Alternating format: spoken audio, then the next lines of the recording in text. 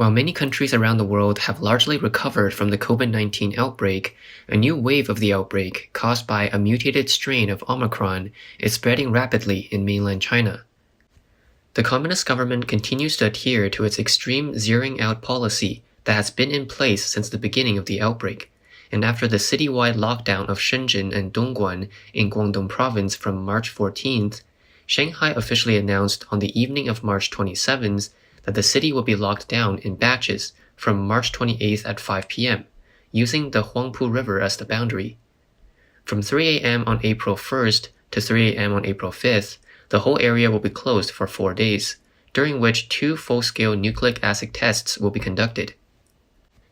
During the lockdown period, all residents and communities were managed in a restricted manner, with only entry and no exit, and all residents must stay in their homes except to go downstairs for nucleic acid testing. At the same time, all public transportation, including subways, ferries, and taxis, were closed, and all production were restricted. All office workers were forced to work from home. This cosmopolitan city of 25 million people came to a semi-standstill. In early March, a new wave of outbreak occurred in Shanghai, and some residential communities have been classified as medium to high risk for lockdown management. At a press conference on March 26, Wu Fan, an expert on Shanghai's Epidemic Prevention and Control Board, stressed that the city would not be locked down, saying that if the city stopped its operations, there would be many more international cargo ships floating on the East China Sea, because Shanghai is not only of the Shanghai people, but also of the whole country. It carries an important function in the economic and social development of the country, and even has its impact on the global economy.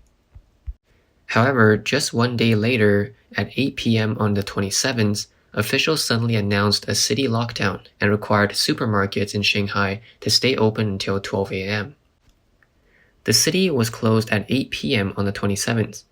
Panicked citizens went out overnight and used the 4 hours of the night to shop for supplies.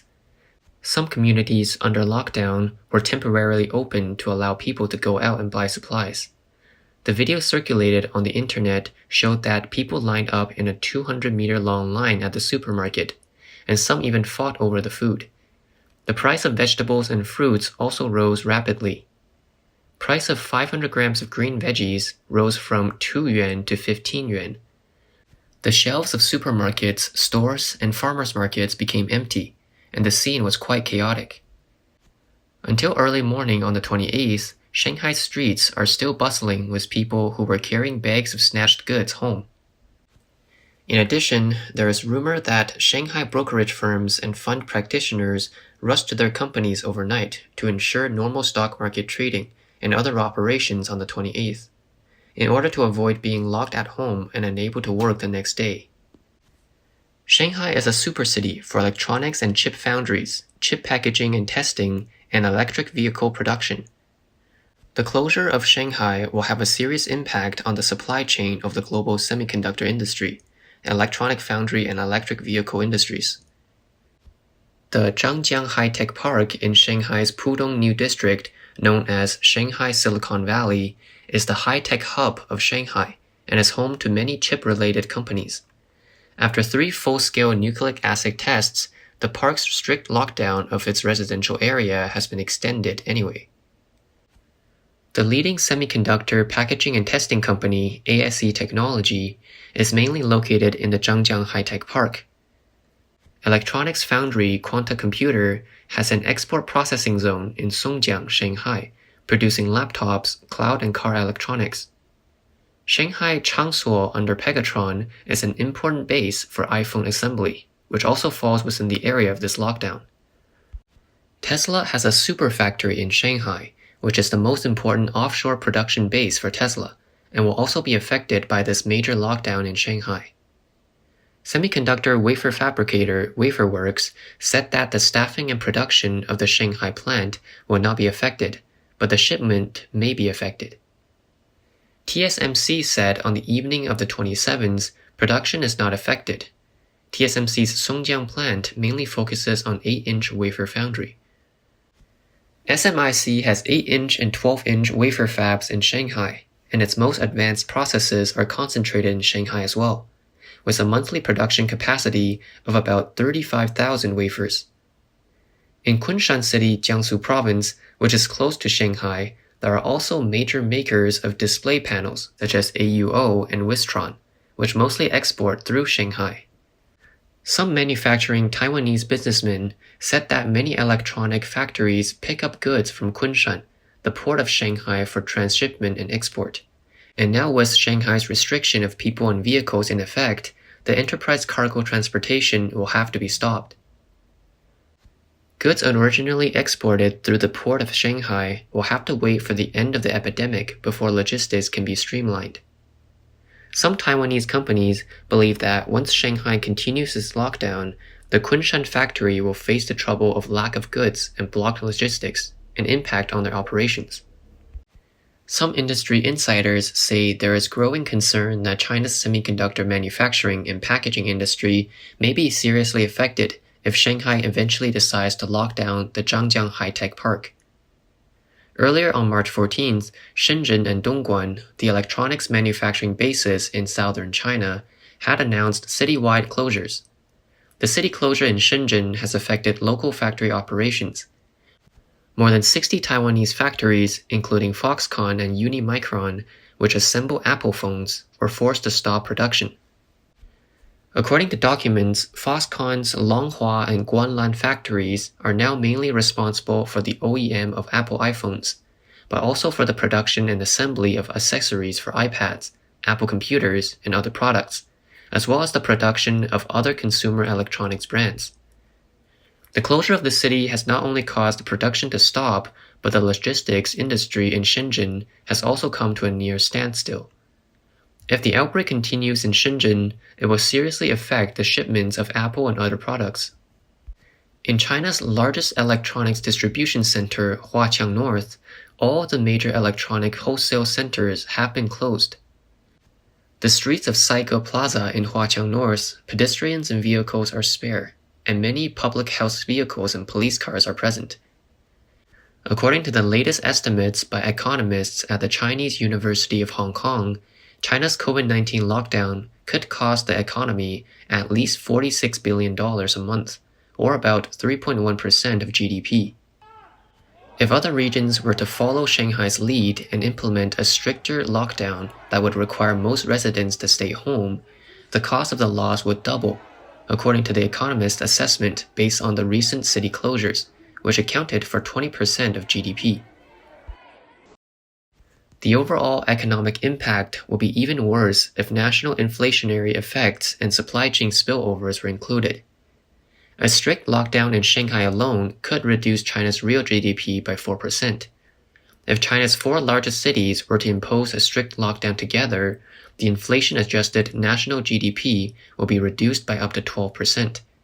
In the worst-case scenario, a 1-month lockdown of all cities would reduce national GDP by 53%. In the face of such a huge economic loss, the Chinese Communist Party still insists on this extreme zeroing-out policy. What could be the reasons? The CCP has always advocated that the strict epidemic protection measures are to protect the lives and health of the people, but how does it behave when the people's health is really at risk? A woman in Shanghai tweeted that her daughter had a fever on the afternoon of March 21st. The girl's fever subsided after taking medicine, but kept getting stomach pains after dinner. At 11:30 p.m. on the 22nd, the woman took her daughter, who no longer had a fever, to Tongren Hospital first, and then to Children's Hospital because there was no pediatric department. Finally, the hospital told her daughter to have her nucleic acid test done and wait for the results to come out before she could see a doctor. Her daughter had no choice but to go home and wait for the results. But by now, it's been 4 hours, and she still hadn't seen the doctor. The mother said that the results were due at 8 p.m., but still hadn't been released by 7:30. Because of stomach pains, she took her daughter back to the Children's Hospital, and by then her fever had returned. The results turned out negative, but the doctor now refused to see her because she had a fever. 9 hours had passed, and her daughter still hadn't been attended to. The woman wanted to scream and tell the public what has transpired. She was so frustrated she wanted to jump off a building. The government's policies could drive a reasonable person insane. After all the commotion, the hospital finally started to treat her daughter.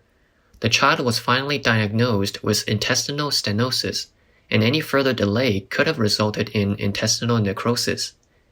The woman also saw that some other parents from outside the city came to the hospital with their children, but they left because of fevers, and the hospital refused to accept them. She started to wonder whether only COVID patients are accepted now. It's like they only see COVID-19 as a sickness and refuse to treat anything else. What about emergencies? The video on the internet shows that an elderly man with cancer in a closed residential area in Shanghai wanted to go out to fill his prescription, but the neighborhood committee would not allow him to do so, and in a fit of rage he threatened to jump off a building. An ambulance came to rescue him only after he took such extreme measures. In addition, there's another video circulating on the internet of an elderly woman who lived in Shanghai's Xuhui district. Her husband is suffering from terminal cancer and urgently needed help. The elderly woman called an ambulance but did not get any responses. She went to the hospital, and the hospital would not accept her husband either.